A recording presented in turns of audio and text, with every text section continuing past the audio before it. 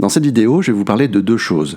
Mon système de gestion pour mon stock alimentaire tournant, dont je vais vous expliquer le fonctionnement et que je vais vous partager par la suite, et également de la façon dont je pense pouvoir inscrire ma gestion de stock à une logique d'autonomie et de décroissance. Moins consommer, tout en remplissant mon stock, c'est tout mon défi pour 2024.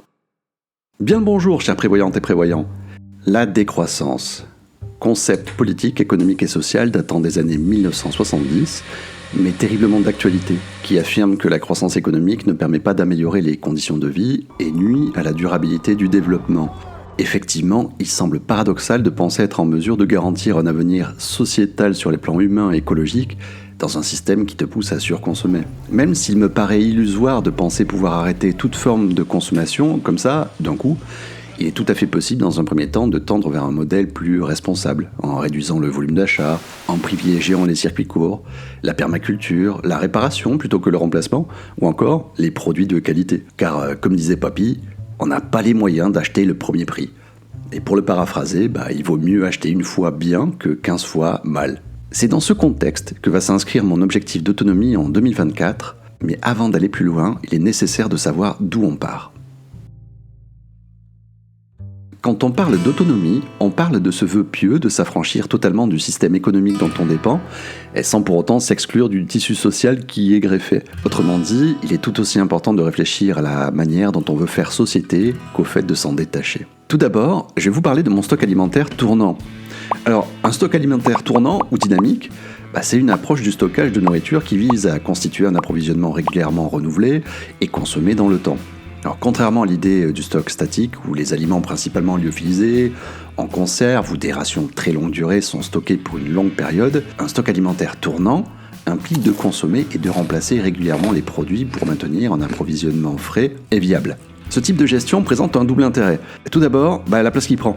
Un stock statique prend un espace mort, inutilisé, ce qui n'est en soi pas gênant quand on dispose d'un bunker, mais c'est pas le cas de tout le monde. Quand un stock tournant devient un garde-manger vivant, une pièce essentielle dans la vie au quotidien.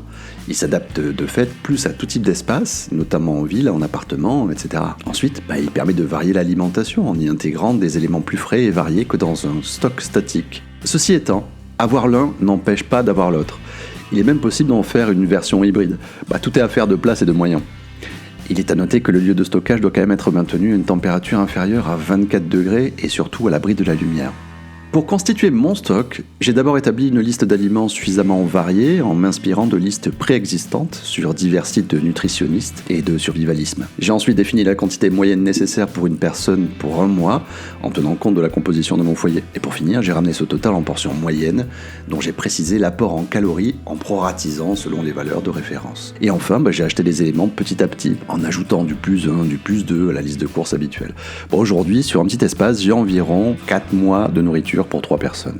Pour gérer tout ce beau bazar et le rendre dynamique, je me suis créé un fichier évolutif, avec la durée souhaitée, le nombre de personnes, le type d'aliments, et avec un système de roulement basé sur les dates limites de consommation réelles et théoriques. Je définis la date limite théorique en fonction du conditionnement que je peux modifier. Et lorsqu'un des produits atteint un seuil de péremption prédéfini, un code couleur m'invite à le consommer et à le remplacer pour faire en sorte que l'objectif que je me suis fixé soit atteint en permanence. Jusqu'ici ça tourne bien car j'ai trouvé le fonctionnement qui me convient. Même si ça n'exclut pas pour autant un examen visuel régulier et un inventaire à minima annuel. Bref, je mets le fichier à disposition dans la description des fois que vous soyez en recherche d'une solution logicielle. Alors, je vais vous expliquer un peu plus en détail comment il fonctionne. Alors, certains le reconnaîtront, mais c'est normal, je l'ai déjà partagé sur les réseaux il y a quelques mois de ça, dans un autre contexte. Alors voici le fichier, c'est un fichier Sheet, donc qui est le format Excel de Google. Pour y accéder et le modifier, du coup, c'est en ligne. On peut également le télécharger au format Excel si on le souhaite. Mais bon, moi je conseille plutôt de le garder dans la mesure du possible en ligne. Tant que tout fonctionne, profitons-en. Alors, de quoi il se compose ce fichier ? Il se compose de 2 onglets principaux. On a un onglet Vue générale, qui est celui-ci, et un onglet Gestion tournant, auquel on va venir après. C'est celui qui fait tourner tout le bousin qu'on voit là. Alors c'est là qu'on a la liste de tous les aliments. Tous ces aliments-là, avec cet objectif-là pour un mois, c'est ce qui permet d'avoir une alimentation variée pour un mois pour une personne. Et c'est par rapport à ces portions en calories que je détermine automatiquement les portions dispo. Donc si jamais tu prends ce fichier qui t'intéresse, que tu veux t'en servir, ça tu peux le modifier, ça tu peux le modifier, ça c'est modifiable, et ça c'est modifiable. tout le reste va se remplir automatiquement. Le nombre de personnes choisi, déjà pour le stock, donc on peut choisir, j'ai mis entre 1 et 10, donc ça c'est un petit peu de marge pour les familles nombreuses. Nous on est 3, donc je vais rester sur 3 personnes. Et ici, on a le stock pour l'objectif 3 mois. Alors j'ai mis un objectif de 3 mois par défaut, c'est un minima, voilà, c'est vraiment une bonne base, c'est partir à minima là-dessus. Si tu veux partir sur un objectif d'1 an, tu n'as qu'à cocher cette case ici, et ça te dit combien il te manque pour 1 an. Allez, on va aller voir un petit peu ce qui fait tourner tout ça. L'onglet gestion tournant, qui est beaucoup plus sobre. Ici, on va avoir les produits qui sont reportés automatiquement dans l'onglet vue générale. Donc là, on voit que j'ai une caserie avec aucune information. Si une répétition, c'est que chaque aliment va représenter un lot, et un lot, c'est une quantité. Là, j'ai 1500 grammes de riz. Je l'ai mis avec ses copains sur l'étagère B2. Maintenant, ça c'est ma DLC que j'ai sur le paquet. Maintenant, je peux reconditionner mon riz, et puis on sait tous pertinemment que tout ce qui est sec peut se conserver beaucoup plus longtemps que ce qui est indiqué sur les paquets. Donc je vais rajouter 5 ans. Non, je pense que 5 ans, c'est vraiment un minimum. On peut rajouter 10 ans. Et là, ça me remplit automatiquement le nombre de jours qui me reste. On va prendre l'exemple de ce paquet. Ce paquet n'est plus bon à compter du 10 janvier 2024. Et bien c'est automatiquement dans 5 jours. Donc ça me met en rouge. Ça va me dire, il va pas falloir que je tarde à le manger. Le kilo rajouté ici.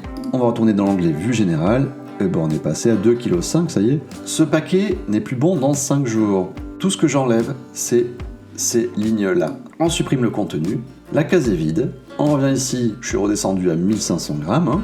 Une ligne produit égale un lot. On ne les supprime pas, si jamais je rachète du riz encore en plus pour compléter, je regarde si j'ai pas une case riz disponible quelque part, avec une quantité vide.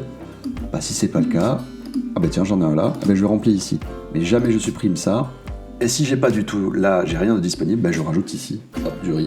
Voilà, j'en rajoute un, c'est pas grave, sachant que il ne prendra que les valeurs uniques ici. Donc voilà, en espérant que ce fichier vous soit utile, de toute façon j'ai mis un mode d'emploi des deux côtés, qui reprend globalement ce que je vous ai montré là, c'est le fonctionnement de l'onglet vue générale ici, et dans la gestion du tournant, vous l'avez vu également, le mode d'emploi est là. Allez, je vous le mets dans la description. Mais maintenant que c'est fait, malgré ce stock, je ne peux pas parler d'autonomie alimentaire, et encore moins de décroissance, dans la mesure où tout vient des circuits de consommation habituels. Autonomie alimentaire et décroissance étant intrinsèquement liés à un même principe, avoir la main sur sa production de nourriture. Alors quand c'est déjà compliqué en milieu rural pour une autonomie totale, j'entends, c'est clairement le moment où on se dit qu'être citadin avec un petit extérieur de 120 mètres carrés ne permet pas d'atteindre cet objectif. Encore moins pour celles et ceux qui sont en appartement, même s'il existe des solutions pour mettre en place un petit système de permaculture performant sur son balcon, car c'est toujours un début.